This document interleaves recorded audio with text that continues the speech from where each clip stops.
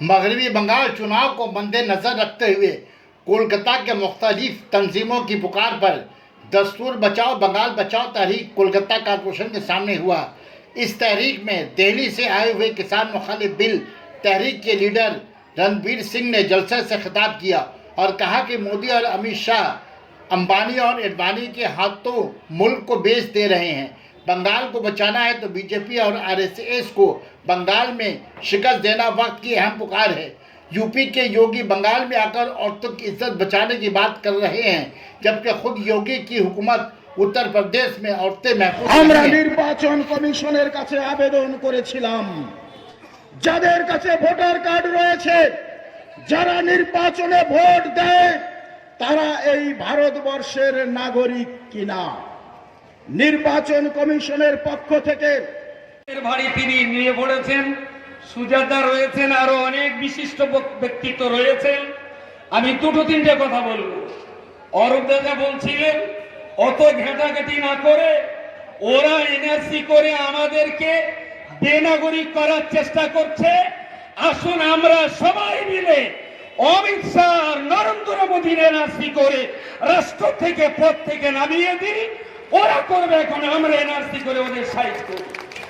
বিয়ে দেওয়া হয়, তার বিয়ে দেওয়ার জন্য হিন্দু ভাইয়েরা উদ্যোগ নিবে। হিন্দুদের ধর্ম অনুষ্ঠানে মুসলমানটাকে হাত মেলাবে, মুসলিমদের ধর্ম অনুষ্ঠানে খ্রিস্টানটাকে হাত মেলাবে। এটা হচ্ছে প্রকৃত সোনার বাংলা। এই প্রকৃত সোনার বাংলার স্বপ্ন আমরা দেখি, এই প্রকৃত সোনার বাংলার স্বপ্ন আমরা করতে চাই।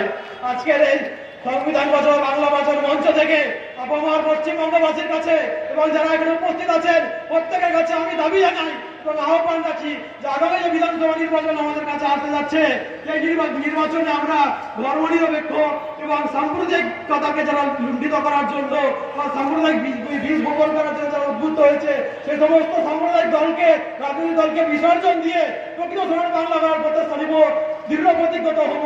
ধন্যবাদ জানাই।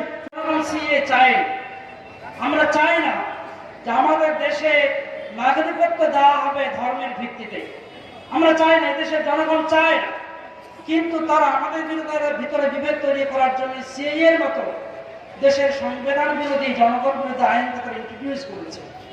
যাদের জন্য আইন আনা হয়েছে তারাই বিরোধিতা করছেন, যাদের নাম করে আইন আনা হয়েছে তারাই বিরোধিতা করছেন।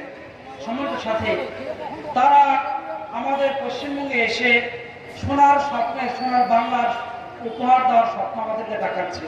আমি আপনাদেরকে বলতে চাই, বিজেপি যে যে রাজ্যে আছে প্রত্যেকটা রাজ্যে নারীরা অরক্ষিত, প্রত্যেক রাজ্যে কৃষকরা অরক্ষিত, বুদ্ধিজীবীরা অরক্ষিত, ছাত্ররা অরক্ষিত, নিরাপত্তার অভাব, আবার বৃদ্ধ মহিলা সেখানে অনুভব করে।